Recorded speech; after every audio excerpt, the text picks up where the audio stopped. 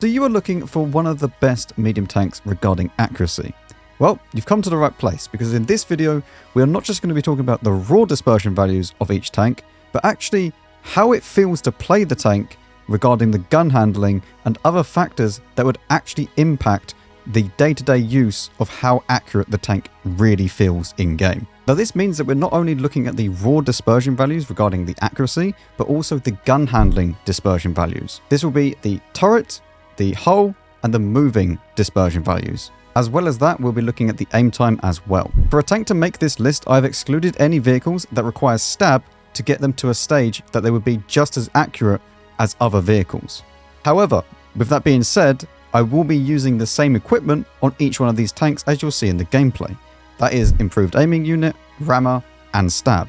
This is purely because this is the best accuracy build that you can make on a tank while it's still being very, very effective in the firepower department.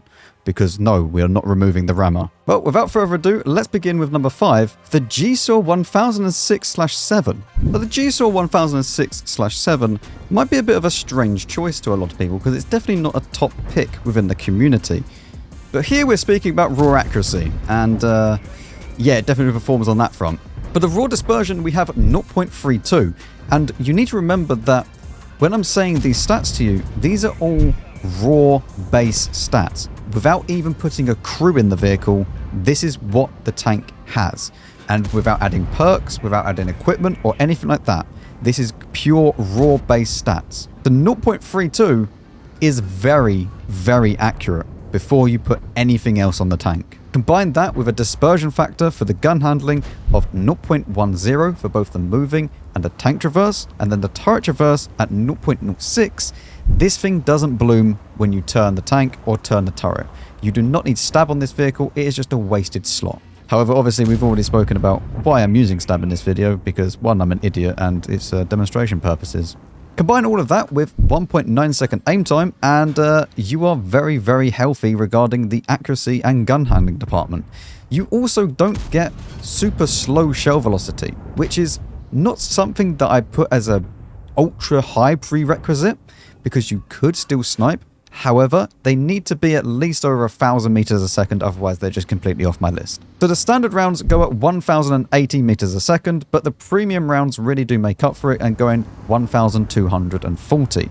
Obviously, you could put on the perfect charge crew perk, which would then boost it up by 10%. And shell velocity is something that is sometimes truly overlooked by the community, but it can be one of the most deciding factors in regards to how it feels to snipe with. Because if you have something that has a very, very slow shell velocity, the shell will actually go up and arc downwards. Whereas if you have a super fast shell velocity, it's going to go pinpoint straight. However, we do need to probably speak about the elephant in the room, which is that this is in fact a GSOR 1006/7. And there is nothing else that's truly good about it other than the gun. This only has 2,000 base DPM, which is shocking at tier 9. It only has 1,650 hit points, which is not awful by any means. But when you combine that with the fact that it doesn't get good armor and it's a massive box of a tank with no camo, it also turns like a boat and it is a very, very sluggish vehicle. So when you combine all of that, no, I wouldn't recommend it for anything other than accuracy in this game. But this is what the video is about. It is about the pure accuracy and how it feels, and it is definitely one of the best gun handling tanks in the game. But number 4, we have the Concept 5, the big brother of the GSOR 1006/7. And it gets exactly the same stats as the GSOR 1006/7, although a little bit better aim time and dispersion. The raw dispersion accuracy is 0.31, down from 0.32 that we had at the GSOR 1006/7. The gun handling dispersion, however, is exactly the same, 0.10 for both the moving and a tank traverse, and then 0.06 for the turret traverse. The aim time has gone down 0.1 seconds, so you are now at 1.8 second aim time. However, your shell velocity has increased a lot, 1,230 meters a second for the standard rounds, and for the premium rounds, you have 1,420. However, just like the GSOR 1006/7 that we spoke about, it's in the same boat. It doesn't have DPM and it doesn't have the agility. So if the whole entire line could be buffed a little bit with agility and DPM, at least from the tier 8 onwards, I think that these tanks would be in a very, very good spot. But until then, yes, it's a great tank for accuracy, and honestly the gun is really, really nice, but I wouldn't recommend it because it's just not as competitive as other tanks in its tier. Now, number 3, we have the E50 and the E50M. Now, these two tanks are identical regarding the guns, which is why they both sit at this spot. They both have 0.30 dispersion values for the raw accuracy and 0.14 for the moving and tank traverse dispersion for gun handling. For the turret traverse, we have 0.08. Now, the aim time on these vehicles is slightly higher at 2.1 seconds. However, you probably won't notice this once you actually get into game, because once you get equipment on the tank and a crew on the tank, it's not going to be noticeable. Now, speaking quickly about the shell velocities and the guns in general and the ammo types, the E50 is kind of a bit worse off. Actually, it's quite a bit worse off, let's be honest. Because the problem with the E50 is that it gets only 230 pen on the standard rounds, and then the premium rounds are 270 with APCR. But because of this, it goes all the way down to 235 millimeters of pen at 500 meters with those premium rounds. Which is kind of a shame, because you have 1,200 shell velocity on the standard rounds, and then 1,500 on the premium rounds for the E50. And even though that the shell drop-off with the premium rounds for the E50 is quite annoying, it's not really the norm to be shooting at 500 meters with the E50. However, on the E50M, you get those premium rounds as your standard rounds, and there is hardly any drop-off because they're in the first slot. And for those of you that don't know, whatever round is in your first slot does not drop off as much as what it would in the premium round. So yes, APCR will drop off more over distance than AP would. However, if it's in the standard slot and your first standard round, it would drop off the same amount as an AP round would. So at 500 meters with the E50M, you actually still have 260 millimeters of pen, while still going at 1,500 shell velocity, and then your premium rounds on the E50M are actually heat rounds. And you may think automatically, right, well, it's a heat round, it's going to go slow. Not these ones. They go at 1,200 meters a second. I don't know why. Not to mention that they have 330 pen as well. Yeah.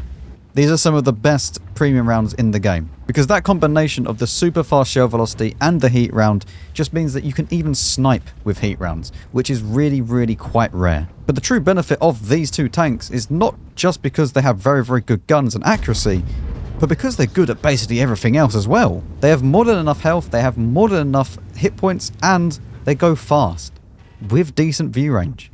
It's really one of those tanks that it doesn't matter what your playstyle is, it can suit it very, very well. And honestly, if you wanted to learn how to play medium tanks, the E50 and E50M are some of the best tanks you can learn in. Because even if you want to change up your playstyle, the tank allows for it. It's a very, very versatile tank. Both of them are. And the accuracy and gun handling is just the cherry on top. Moving up to number 2, and we have the Leopard 1. Now this is going to be a surprise for a lot of you, because probably everybody's going to say, well, the Leopard 1, that's the number 1 tank. Yeah, it's been dethroned. However, I will say, if you do want a tech tree tank, this is it. This is the one to get if you want a sniper, because this tank just won't let you down. It's so accurate and so reliable that I prefer this tank over basically any other tank in the game. For the raw dispersion value, you have 0.29.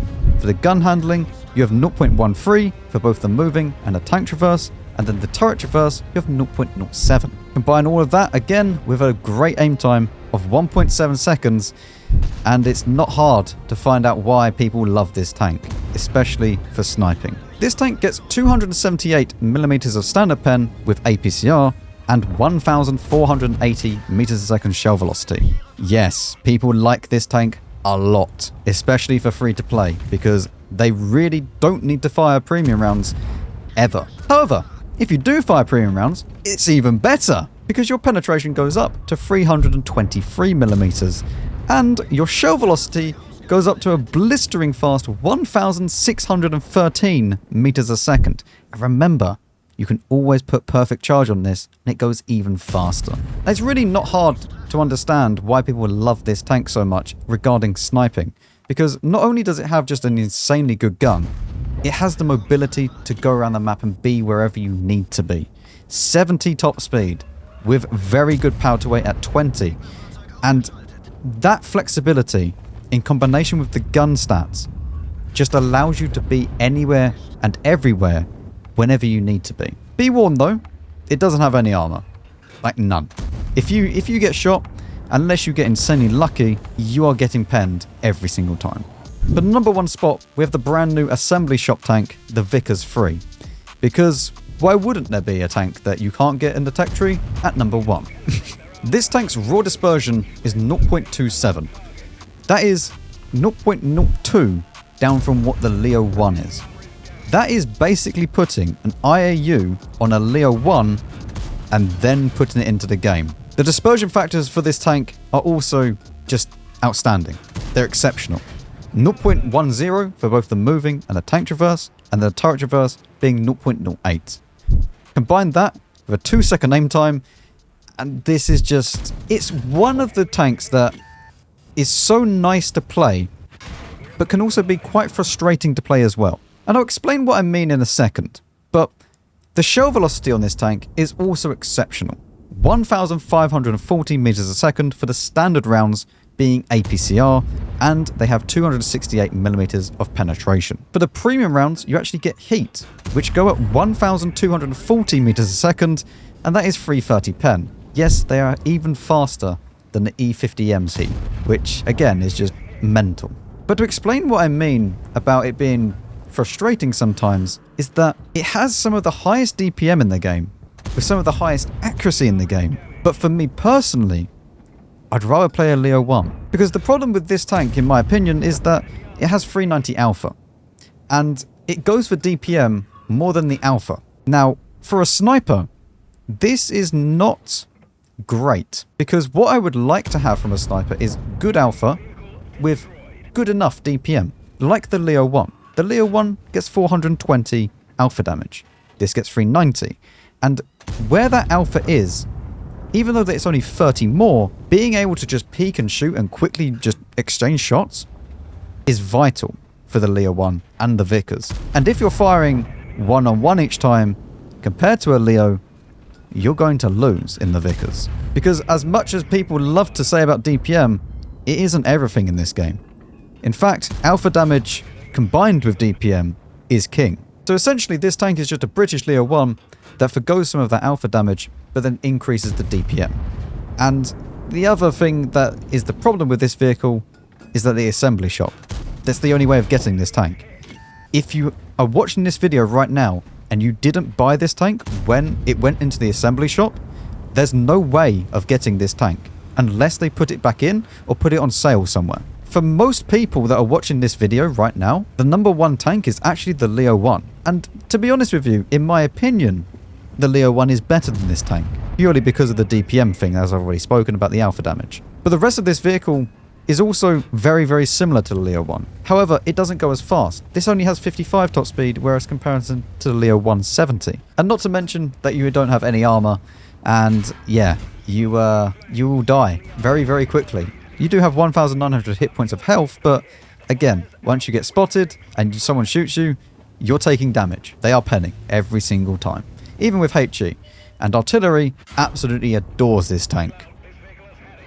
But that is the top 5 most accurate medium tanks in the game. Currently we have the Vickers 3, followed by the Leo 1, the E50 and E50M, Concept 5, and also the GSOR 1006/7. However, if we were going to put this into a list of my personal opinions on the tanks, this is what it would look like. You would have the Leo 1 being number 1, you would then have the E50 and E50M, then the Vickers, then the Concept, and then the GSOR 1006/7. I'd also like to throw in just a few honourable mentions, which didn't quite make the cut, but are still very, very good. You have the Centurion Action 10, which is, again, very, very similar to the E50, that kind of go anywhere and be annoying style of tank. You also have the Panther 2, the Panther M10, the Panzer 4S, and the Leo PTA. Now these tanks didn't make the list either because their aim time was higher than something that was in the top 5, or the gun handling was higher than something in the top 5. Anyway, thank you very much for watching. Let me know your thoughts down below, and I'll see you all in the next one.